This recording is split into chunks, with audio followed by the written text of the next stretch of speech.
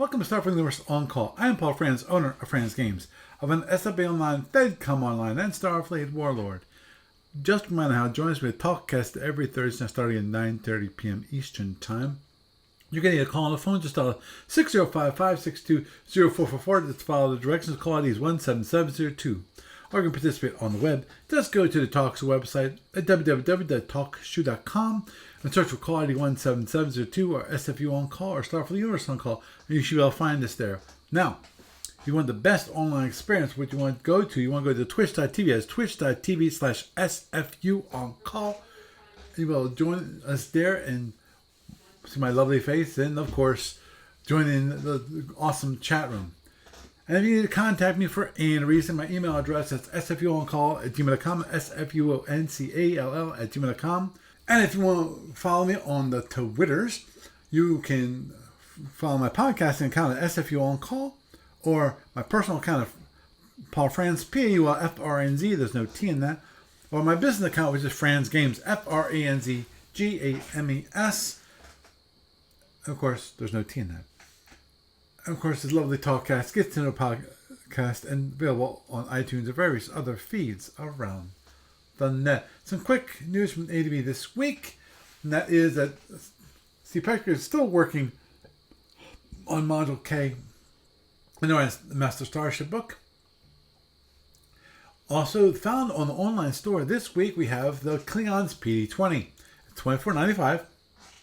Everything you ever wanted to know about the the Empire of Steel government, how the Emperor is selected, why there are always three princes, why the Empress is not always the wife of the Emperor, but sometimes his daughter or his sister, the military nobility, military academies, the differences between the warriors and civilians, the warrior colonies, the military ranks and promotion, military awards and decoration, the Knights Paladins, the Emperor's personal inspectors and auditors.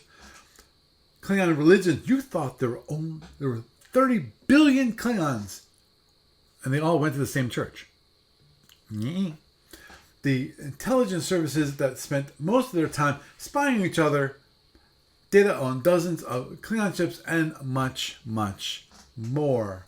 Moving onward and forward to the Sapphire Star 17 tournament, and it's over. Cadet Stimpy in the Gorn defeated BS, which is Bill Scheller, in the Klingon in an epic 10-turn battle. And as I predicted, it was the Gorn over the Klingon, because I definitely felt that the Gorn had the upper hand on the Klingon in this case. Another thing when it comes to online client stuff for this week, I did look into what I talked about last week, which was about having it so that you have hotkeys to bring up the different windows, kind of something like Eve Online when it comes to that little functionality, because I really like that in Eve, and I think that's something I definitely want to do. I looked at it a little bit, got no work done on it. I'm still trying to understand if it can be done and how it can be done. I'm assuming it can be done. Just the question is how much work will it take? Moving on, forward to the library report. There's no additions when it comes to the SFB library or the FedCom library, but there was a request to add an additional box type to the client, which I can do. It's just going to take a little bit of time, because I have to add it to the actual client itself, and therefore it requires an update, a release, to have it so that you then can have a ship. Actually, in this case, it was an interceptor with that box type. So, with that is the news for this week. Welcome to Starfleet Universe On Call. It's me. I get these messed up because I did the news portion from this portion. So my intros are a little different between the two. I'm sure you've noticed that. And sometimes I mess up, and that was one of those. So forgive me. Well, I'm here. Jeff, you here?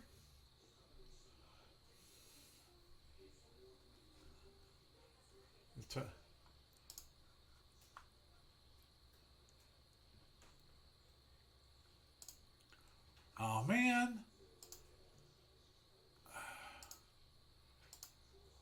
Okay, Jeff, we're having a little problem here. I unmute you and it then remutes you for some strange and unforeseen reason. Okay. Try it again. Ah! No, it left. Okay.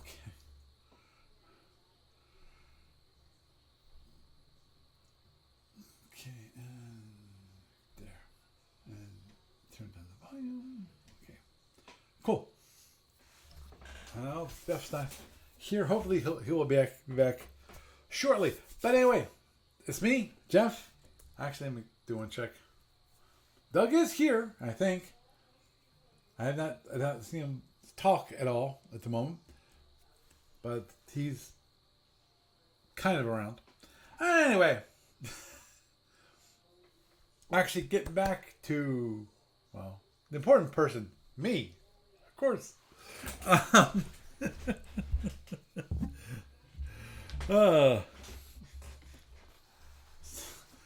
Sorry, it's been a long day, and this is gonna be a little bit of a longer day. Just gonna. Okay. Okay, let's try this one more time. Come on. Okay, you're unmuted. Can you hear me? Am I here? Now you're here. Okay, awesome. Yay, I'm here. Oh, I'm not sure whether it was you're having problem with the connection or that TalkShoe is I'm not sure what out. was going on, but it seemed like it really wanted me to use my phone rather than my AirPod Pro, which bugs me for some reason. Then it was mute, unmute, mute, unmute, mute, unmute. Like, okay, apparently the Technorati have something against me, so I guess I'm going to have to sacrifice some chickens, as we used to say back in my networking days.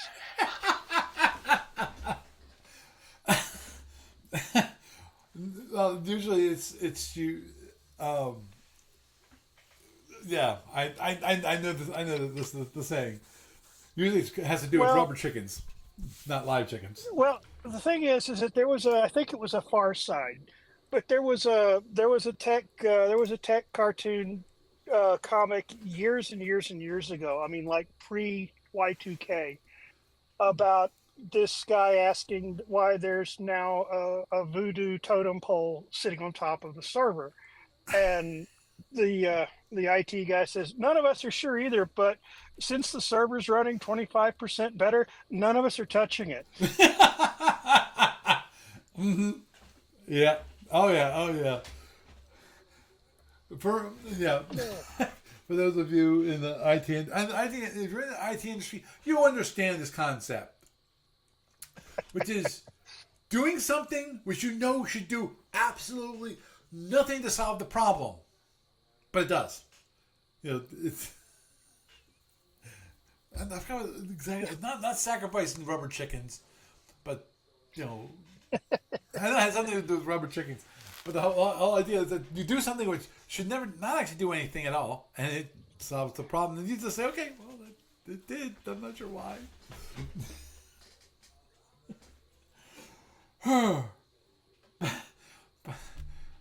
Rubber chickens. Okay. What a way to start this. Anyway. You're welcome. Thank you, John.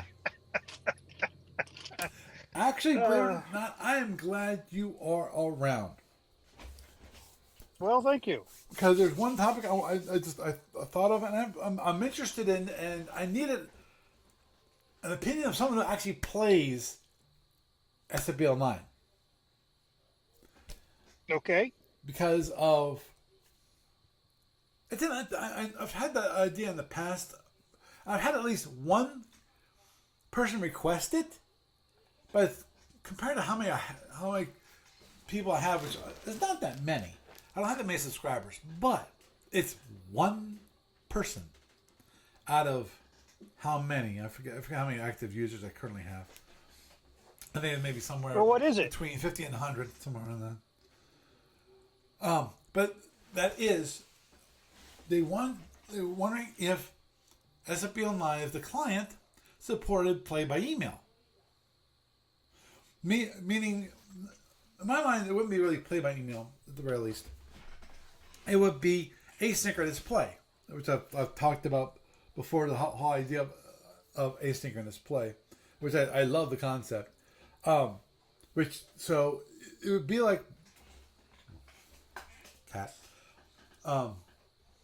It'd be like play by email, where you say, okay, here's my moves, and then you place in your orders. Okay, possibly have it so that you have conditional orders. When it comes to that, you might even have some conditional orders when it comes to firing a weapon, launching a drone, launching a plasma, things like that. And I thought about doing it in the past. Actually, I did do some work on that, but the only work I really did on that specifically was using the campaign room. And so you actually could submit orders for a campaign using the campaign room. I did it as part of some of the stuff I did for Aaron Staley, and he wanted it so he could more easily run his campaign. So that people just submit their orders, they send them to him, and then him as the master person would then run their orders, so that he didn't actually have to run them manually himself. I idea was to automate the whole system when it comes to these for him, the game master, in running those orders. Obviously for SFB or even FedCom actually in my mind is a heck of a lot easier than SFB, because of FedCom is much easier in my mind just because of, I've talked about this before, and that is that with FedCom you've already got individual sections which you can say, okay, synchronous and simultaneous, for different orders. When it comes to movement, you just say, okay, for movement, what normally you have those subpulses. Yeah, I can see why. FedCom is more streamlined for that kind of thing. Yeah, for the subpulse, you just say, okay, no, all you have to pre-plot your movement for those four impulses. Not impulses, subpulses. And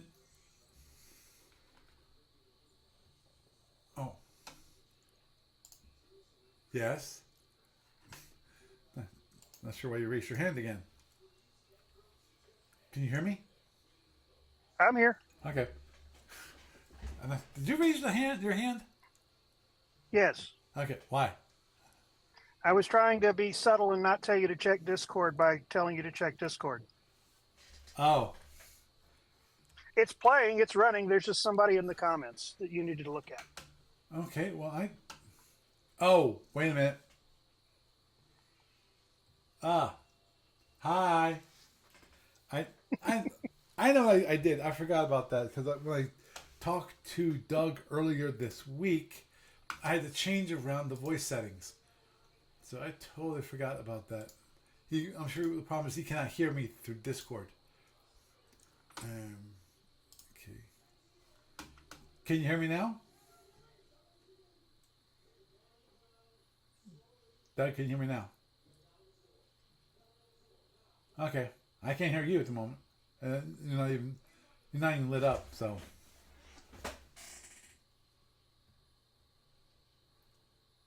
well, the ring isn't lighting up in Discord. So I'm assuming that's you, because mine keeps lighting up like, oh, okay, you're saying something. Okay, let's try something just for giggles. I'm going to quit out Discord and then bring Discord back up.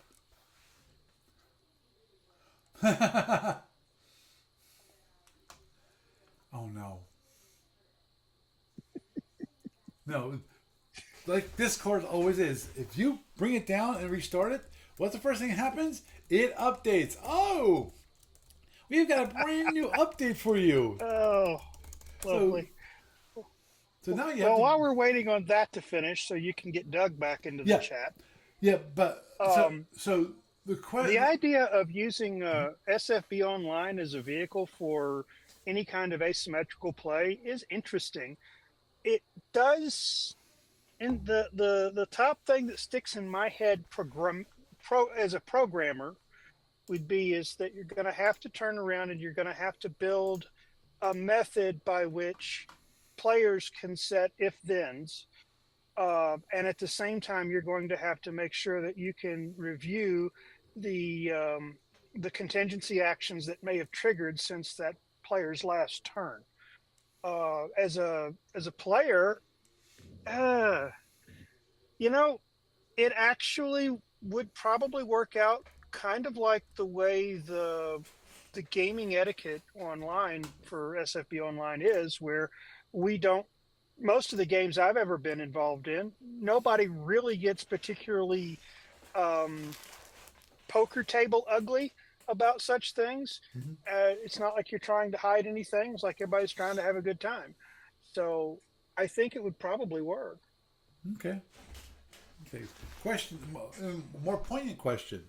If I had it available, would you use it? Probably not. But then again, I've never done play by email anytime in the last 30 years either. Okay. Yeah, because I think Doug, I think you got yourself muted on your microphone. That'd be my guess.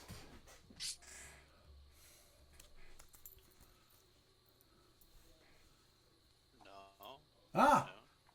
There he is. Your just levels are way Yay! down. yeah, agreed there. Hooray! Can, Hooray! can you How's turn your that? levels up? Yay! How's that? There you are.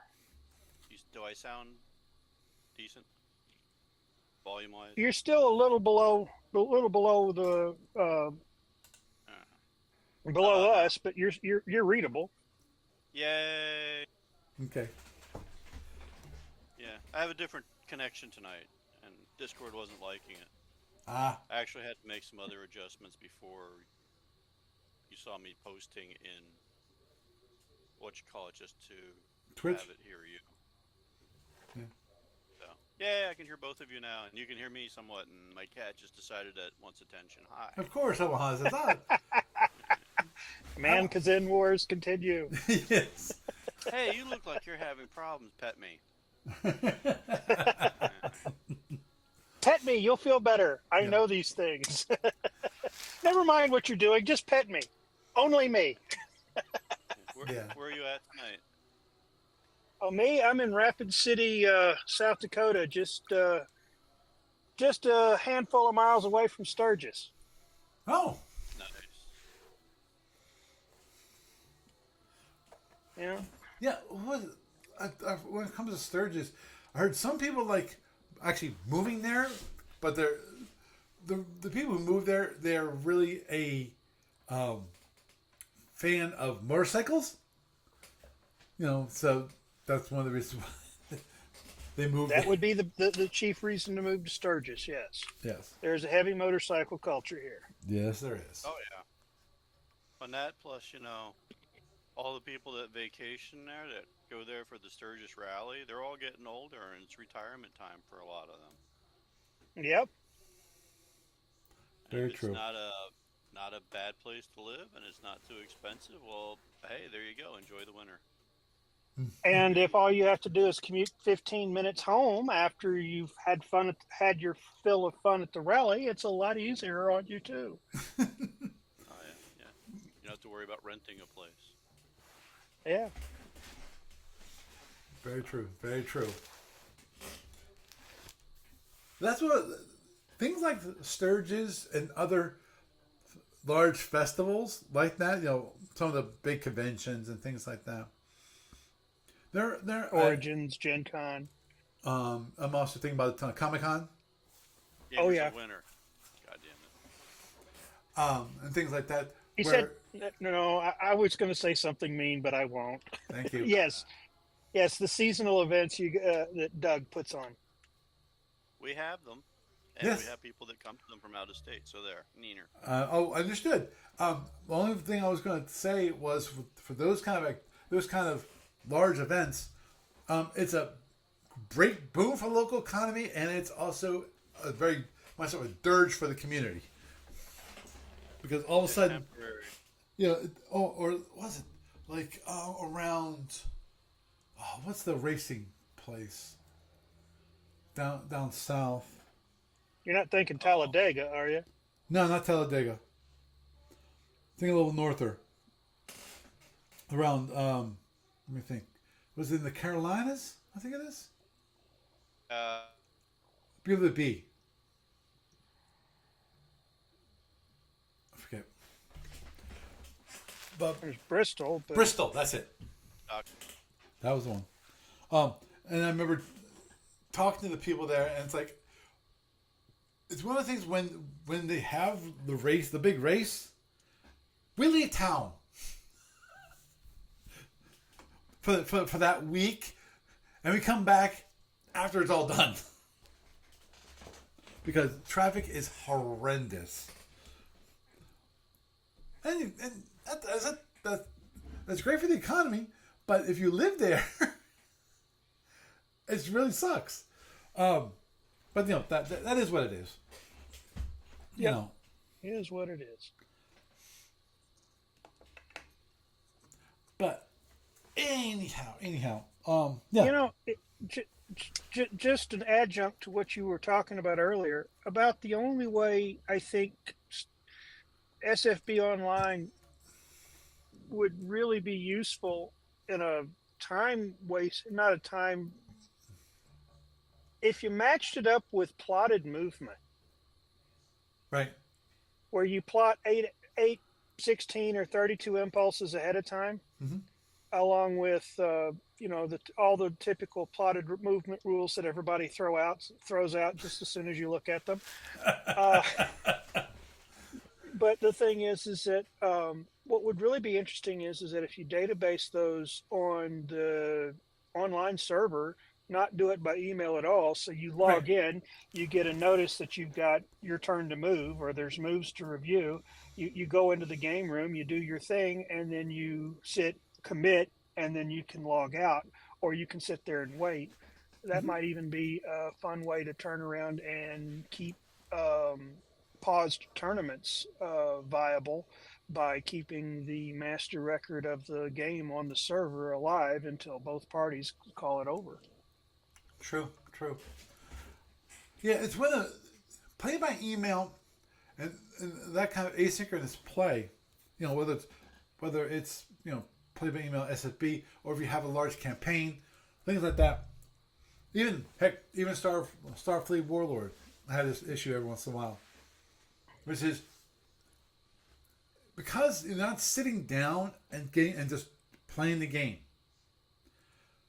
If you have interruptions in the game, the question is getting back to them, and Yep. sometimes people ghost the game, and then Yep. and then it's like game's over. In a situation like that, I think the default should be that after a reasonable period of time, whatever would be in the settings, let's call it a week. After a week without any indications whatsoever, it just repeats your last moves until either one you disengage by leaving the map, or you run into some other trouble, and the other person can turn around and can ethically take advantage of the fact that your navigation officer is suddenly brain dead. Understood. Yeah, that's one thing with Starfleet World that sometimes happens, which is some people ghost me. I'm not sure what happens because I invariably what I do is okay. If they're due on usually Saturday night, Sunday, what I do is I go and on Sunday, I tell them on Saturday night, okay, I need it by Sunday. Because I give people 24 hours warning that, okay, after that 24 hours, assuming there's not something like, massive flooding where you lose power to your house and lose power lose access to the internet, some minor thing, Cough, maybe cough, Helena, cough. yeah, maybe a hurricane or something along those lines. Um, Actually, Yeah. believe it or not, I actually in my Starfleet Warlord, there's actually someone who that actually happened, and when I actually had to help them out, they finally got some internet access, but they didn't have access to the aid utility. So what I allow them to do is actually send me their spreadsheet, their own personal spreadsheet that they use for tracking and doing all the orders. Because what they do is they do that on the spreadsheet and then they transfer them into the aid itself. So Right.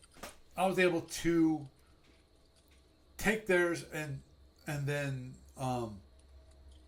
at least when it comes to movements, I was able to easily import them into a game file and create a game file and actually have it loaded into the engine, so that I didn't have that much work. I had some additional work to do to get it so it fixed up things like, oh, if it has a number, because if you ever work with spreadsheets, they don't like leading zeros. And There's a trick around that. it's called marking as text. Yes, you turn it into a text block, and then you can put as many leading zeros as you want. The problem is at that point, it no longer it registers a type mismatch error if you try to use it in mathematics. Right. Well, when it comes to your movement, that's not mathematics. That's No, just it's not. expositions. But yeah, if you try to bring that into another spreadsheet, because I need to copy it and then paste it out of one spreadsheet into another spreadsheet. And I'm not even sure if he actually had the zeros or not, but they were losing zeros, so I had to change my little script just to prepend zeros. If it was a number, and it only had three digits or two, because you can actually have something which starts with 00. But anyhow, I did that and I helped him out for that situation. I don't think he's like Seth. Jeez, I'm not sure you got onto the discussion board.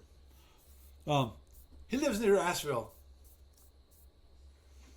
Ooh, Yeah, where they had all that flooding up in the mountains. Asheville's almost. Last I heard, the only way they're getting supplies in right now is by mule train or air. Yeah, yeah. Doesn't surprise me, but yeah, that was something new and different. I don't. The thing is, to be honest, I don't remember the last time, and of course, I don't actually keep an eye out on. I'm not one of those really weather nuts who really keeps an eye out on hurricanes. I lived in Maryland. Invariably, the hurricanes I get worried about are the ones that they come over from Africa. Then they hit like Florida, turn right, and go right up the coast. Because invariably, they hit Maryland. And we've had at least three major hurricanes that hit Maryland, especially where my parents have a shore house. And to say the very least, it was scary. In one case, basically, all of the water was pushed out, so you could actually see the bed of the Chesapeake Bay near them, and I killed all of the clams there. And what ended up happening is that when we go walking around and we find a clam, most of the time it was dead, and that was for like decades afterwards. And we had Hurricane David, where it actually knocked down one of our trees on the land and completely obliterated our front porch. Fortunately, it only obliterated the front porch and it didn't actually hit the house. The rest of the house. The front porch was actually wooden. The actual house itself is like brick and cinder blocks and things like that. Originally, the house was a house made for hunting. You actually set up a duck blind on the Chesapeake Bay, and then you Nice. do hunting. That's cheating. I mean, if you're going to go duck hunting, you're supposed to get up like 2 or 3 in the morning, haul all your gear and all your dogs and everything else 90 miles plus to get to the lake, and then you turn around and you subsist for 2 hours before the ducks show up in sub-zero temperatures with wind chills out the wazoo, and then when the ducks finally show up, you miss with all your shots, and that's supposed to be the way duck hunting's supposed to be. If you just walk in your backyard climbing your own blind, I mean, for crying out loud, what's going to keep you from running an extension cord and a space heater out there? Having fun. Oh yeah. Oh. Well, this also the thing is, this was back in the day. This is in the '60s, before the people actually had houses and they wanted to actually stay there. Yeah, there wasn't any houses around at that point. That's why you actually could set up a duck blind. And then there was one other one which is I forget which one it was, but basically completely destroyed our wharf. It completely shredded it. So at least I've had my experiences with it. But anyway, and that is the point I was trying to make is that I don't remember that many. I don't remember any actually, to be honest. Any hurricanes that came up like that, started around Belize, built up strength there in the middle of the Gulf, and then came straight up into Florida that way, and then actually into the middle of the the North America, like that. Don't remember a single one. Yeah. And that, to me, that's the only reason. Helena is an unusual storm in a lot of ways. Yeah, because as I said, that's just one of them. Yeah, most storms they come across, they'll hit like Puerto Rico, they'll hit Haiti, they'll hit Dominican Republic, they'll hit Cuba, they'll hit Florida, and then they'll turn right, and sometimes they'll make it all the way up the east coast, or sometimes they'll just kind of hit like North Carolina, South Carolina, Georgia, and then go inland at that point. Just weird. But anyway, getting back to actually SFU on call and not this week in the weather. Get gone, weather weenies. Yeah, actually, one thing I was thinking about this evening before I started, which was one thing I think I really should do is actually learn more about F&E. Yes, you should. Now, do I ever think I will play the big game, General War for F&E? No. But I think it would be interesting to learn F&E so I could play some of the smaller scenarios. Here's like the weird part about F&E. You can turn around and you can tackle the economy side of F&E without much difficulty once you realize the way energy allocation accounting works. It's very similar. You have a certain amount of income and you have a certain amount of expenditures, and things cost this, that, and the other, and it just works out. Right. As far as the strategic level movements and whatnot, it's actually, the game itself is actually a lot simpler than Starfleet Battles in a lot of ways. What makes it such a headache to try to learn is that usually it requires a particularly large play area, and it has so many moving pieces that you really need to build in your mind ways to condense things down to the point where you're looking at everything all You're looking at the big picture rather than just this little tiny piece of the picture. Understood. Yeah, it's a very simple. It's a very simple game engine, but it's very Yes. very much a time sink because of the scale. If you Yeah. play the big game, Um, and even the smaller games, it can be the like that. The smaller games are fun too. yeah. A lot of the scenarios that they published for in captain's logs and other places, like the hydrant breakout or whatever it was. I played that with Strain at Fort Hood decades ago. That was really fun. So Here's one yeah, for if you want, everybody we out could there. dig that How would you table up. like to turn around? Oh, I'm sorry. Sorry, Doug. Yeah, we could dig that table up out of storage there, Paul. Put it in the basement. Understood. You Understood. come over here and be a basement dweller for a weekend or two.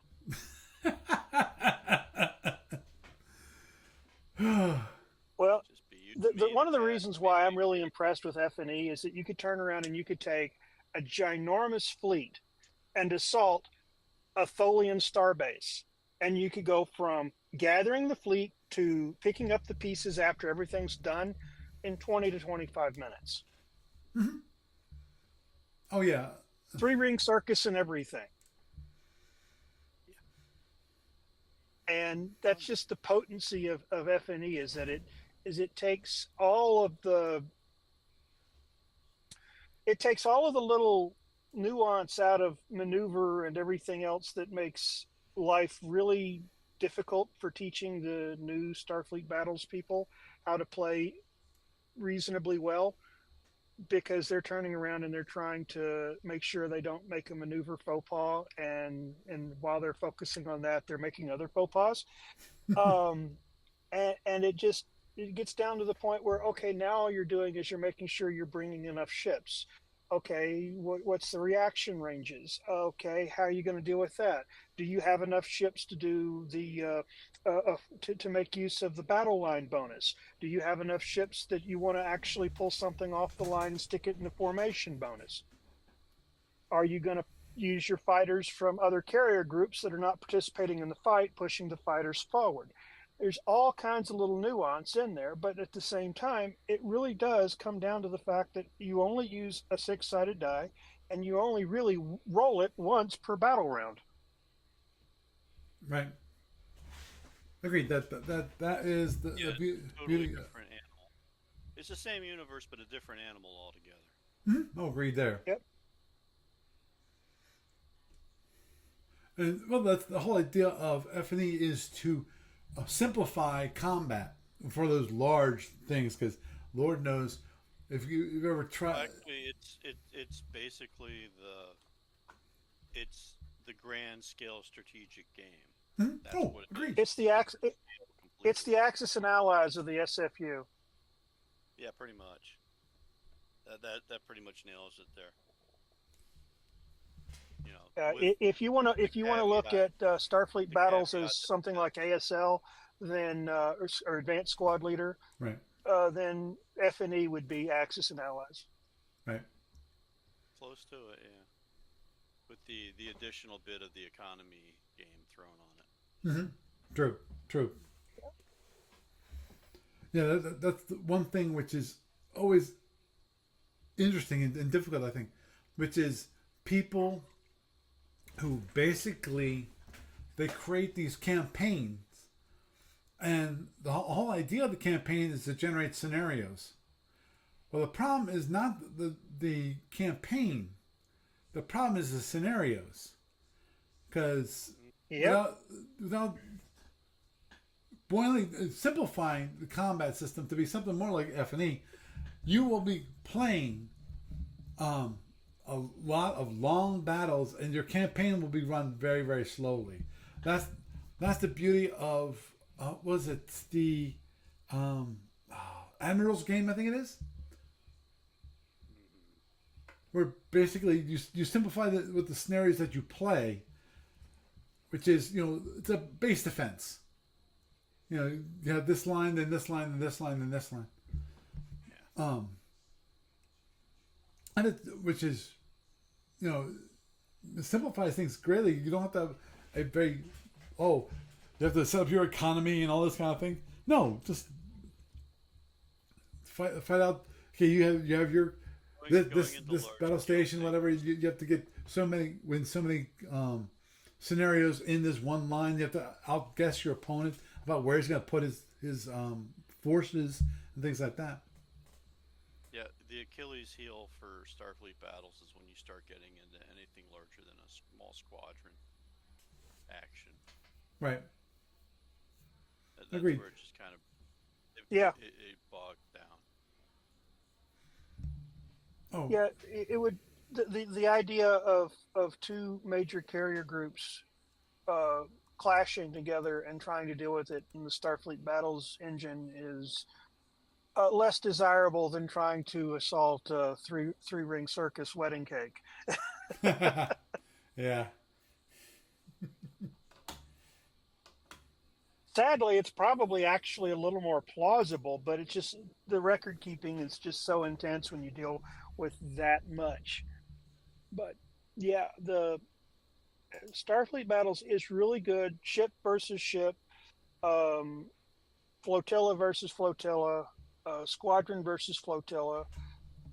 But much past that, it gets into a point where its usefulness collapses under its own weight.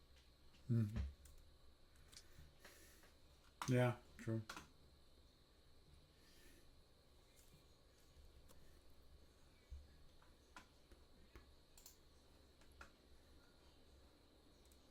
So where were you going with all that, Paul? Okay. Sorry, I was turning up the volume a little bit for Discord. Okay. Oops. Yeah. Yeah. Well,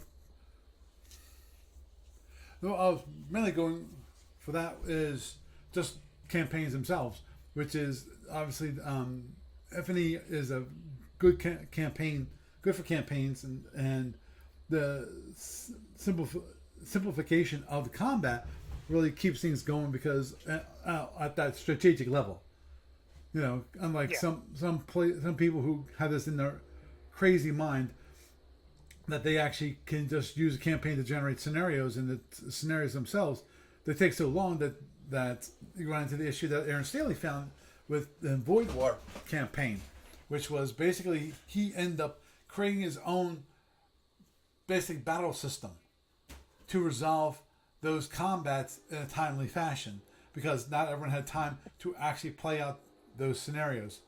And definitely when it comes to SFB, only way you can play large scenarios, meaning more than like 3 or 4 ships, you're getting into multi-person, on the two sides to play this out. That's the only way you can be able to do that, you know.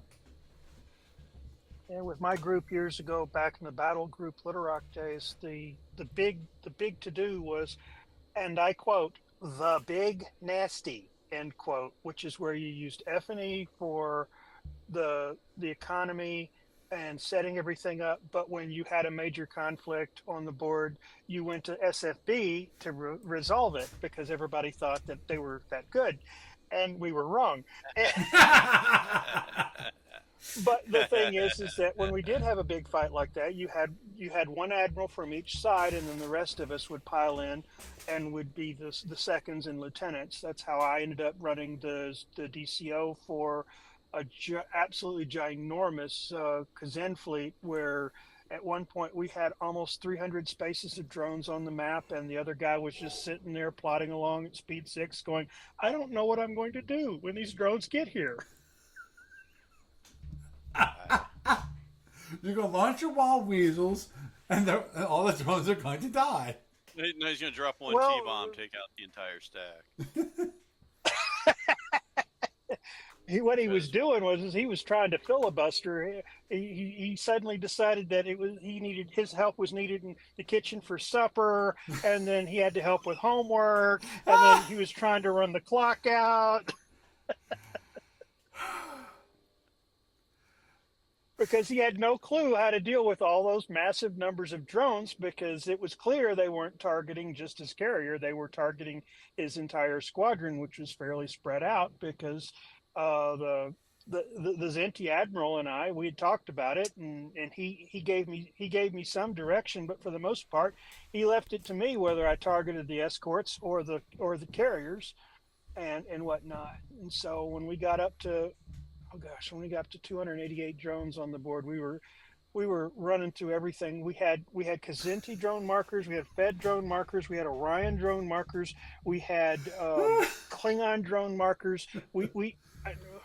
I think at one point we were even using Gorn plasma as Zinti drones, simply to keep up with all the vast number of things. I mean, I was just grateful I'd come up with a system in my laptop of the era to keep up with all of this. Otherwise, it would have been an ungainly mess. It was an ungainly mess. My question is, how many ships did you have? I believe the Zinti formation was an SCS with escorts. The Let's see, an SCS with escorts, a couple of battle cruisers, dreadnought, and a handful of smaller cruisers and escorts to fill out the command rating of the SCS.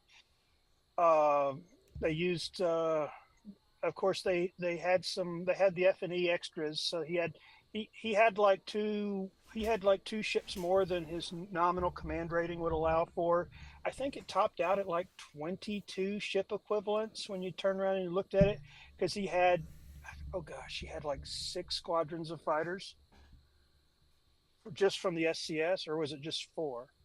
But he had a secondary carrier group in there, and of course all of his escorts. It was just crazy. Mm-hmm. And the other guy was playing Federation, and which is the only reason we weren't using Federation drone tokens. And he had the Mars and Bismarck and a CVA group and a bunch other heavy cruiser hulls. He was light on frigates and destroyers, but it was both sides. This was probably in excess of 2,400 points a side. Wow. Yeah, because the one thing that came to my mind with that many drones, control channels. Well, I that's was just up to the tracking that. individual ships, and I was because tracking that. We had out- that's when I told him, I said, when we hit 288 drones on the map, that we were at 96% drone channel in use. And he's like, we were already, all the scouts were already using an extra drone channel for drone control. We were talking about starting to launch the MRSs for drone control. Just everything we could think of. And then we kept figuring out a few more things we could do. And I was like, at that point, it's like we're 4 hours into this gaming session, and the other fellow, we'll call him Tim because I want to give him some anonymity. Tim just decided that he needed to focus on all of the real world tasks so he could run the clock on the gaming session, because he had no clue what to do. Oh, yeah.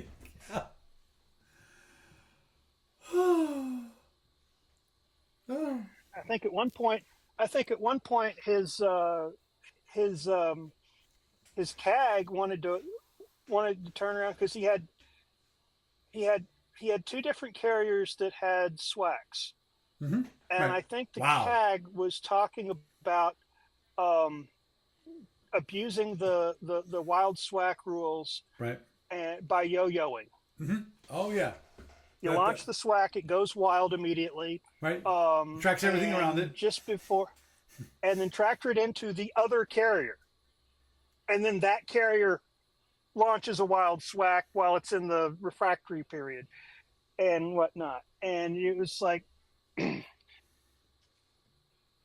then somebody brought up the point and says, look, as many drones as they've just launched, they're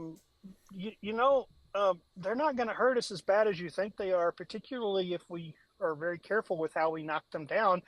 When they get into range, we've got tons of we got tons of labs and special sensors to start blasting these things out of the sky.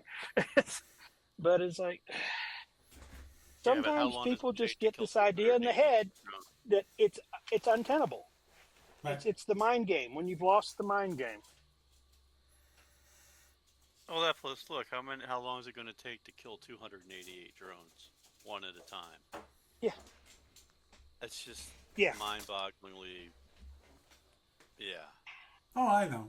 I know. And he even had a legendary science officer on one of his lollipop scouts.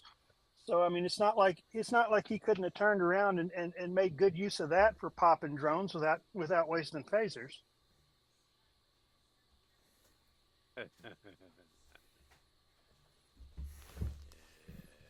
True. Oh, yeah, yeah, yeah. Oh well. Yeah. Yeah, Yeah, but yeah. how many hours how long is it going to take to kill that many drones, one drone at a time? We never found out because we ended up having to pack it in and quit. We took very careful Yeah. records of where everything was, but for some reason, uh, he Never ghosted got us back on the to it. big nasties, so we just never figured it out. Yeah.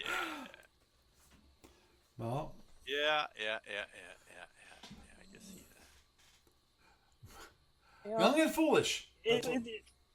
yeah, yeah. It's like we were in the car driving back from Tim's place. I turned around and asked the guy who was the Zinti commander. I said, "Was this trip really necessary?" And he turned around and looked at me. He says, "I'm not sure either." We spend most of our time just sitting, putting drones on the board and moving them around the board, and that was it. And the secretarial work to make sure that the logistics of all the drones in operation Right, that you were weren't there and violating any valid. rules and that kind of thing. Yeah. Oh, yeah. Oh, that reminds. Oh, was it? Oh, jeez. Oh, I forget the guy's name. At the top of my head, we were playing this one battle. I forget what it was, and uh, he was playing Zinti. He had lots of drones, and the thing is that later on in the game, we thought about it. Like, wait a minute, you're moving. We figured out. At least we think. I don't think we ever proved it that he was moving his drones illegally. You know, because drones always have to go closer to their target, Yep. but he wasn't always doing that. He was. Some of his. We were pretty certain. What are you doing? That he was moving his drones in anticipation of where the actual ship was going to go, the target. Well, that's still an intercept course, isn't it? No. As long as here's the deal: if the range, there's two different hexes the drone could move into, and one has a range that would make the range larger to the target, then that is not the way the drone has to grow. The drone has to at all times keep the target in its FX arc or the FA arc if absolutely possible. If Right. not, it has to head. And the other option is that it always has to maintain the same range or decrease the range by course of its movement. Right. And even the head is not required.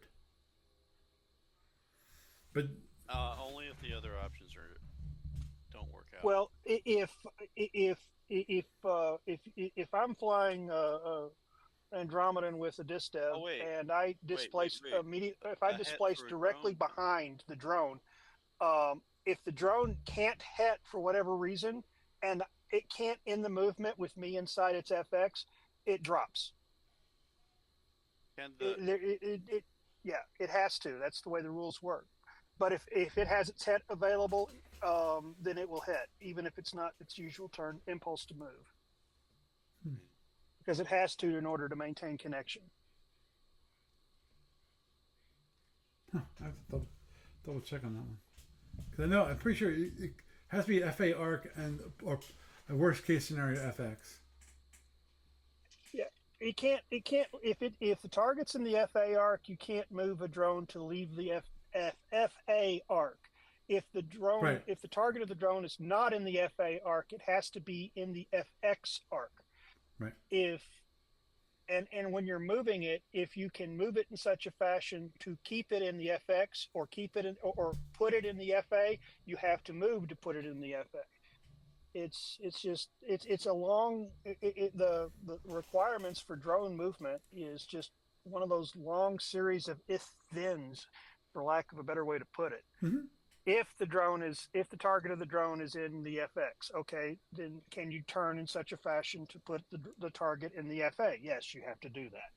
If the drone has multiple different paths it can trace, multiple different ways to move, does one path increase the distance, maintain the same distance, or decrease the distance to the target? Well, if the latter, that limits your options as well. It's just one of those things.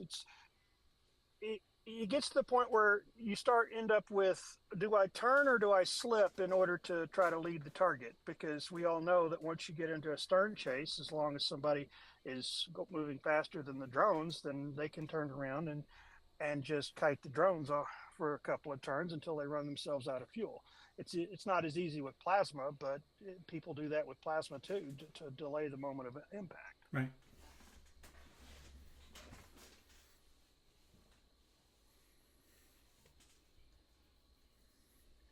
Oof. Yeah. Yeah. Well, actually, I think I'm gonna end it there. Sidebars we go down. Yeah. Probably a good idea, Paul. Because this is going down a rabbit hole, and it was full of rabbit holes. This podcast. Maybe that should be the title of the podcast: Rabbit Holes, or Chasing Rabbits. Anyhow, Drone Detrius. Something. Jeff, it was a pleasure having you around. You know, obviously, I know you can't always show up, you know, because of internet is not exactly. It's a little bit sparse out there, and it's a little expensive to buy like a Starlink. Don't have a connection strong enough to get on, so I'm glad I did tonight. Me too. Good night, everybody. Okay, good night. Drive safely. Doug. Yar. Nice to actually have you around and thus fix the audio technical issues. Yes. Which was caused by me. Well, it's kind of caused by you, because you wanted to talk the other day, and so I had to switch around my configuration. I never switched it back, so it's all your fault. Okay, sure, whatever. I have a sweetie and kids. What do you think I'm used to, like, everything not being my fault? Yeah. Yeah. Okay. Understood. Okay. So, well, you can tell me I'm right about that because, you know, I like to hear that once in a while. Understood. I understand. I understand the practice well. Don't get me started on that one. Well, yours are all mostly grown up there. And yeah. You guys are back to being now. You got the potential for like being the next generation. Yeah, I would love to have my daughter out the door. To be really truly honest, I don't see that happening. So, I mean, even currently she doesn't have a job. Even when she gets a job, I don't see her moving out. But that's me. That's my feeling on the matter. Not logically, you know. Yeah, would I like to have her move out and, you know, be able to live on her own? Yes, I would. Do I think that's going to happen? No. So at least we'll have someone living in this house when we're gone. So, anyhow, Doug, you have a good night. You too. Feel free to give me a ring this weekend. Okay. Thanks. We'll do. We'll do. So, to say the very least, it was an circuitous podcast for this evening. Definitely it's called Chasing Rabbits because we chased them all over. The one topic we got done actually quite quickly, and the rest we talked about campaigns and F&E and the definite inviolability of doing something silly and actually thinking that you could use a campaign to generate scenarios and actually play them out. Unless you're really, really committed. I mean, yeah. No, I'm not going to go there. But anyhow, with that, I am Paul Franz, and I bid you a good night.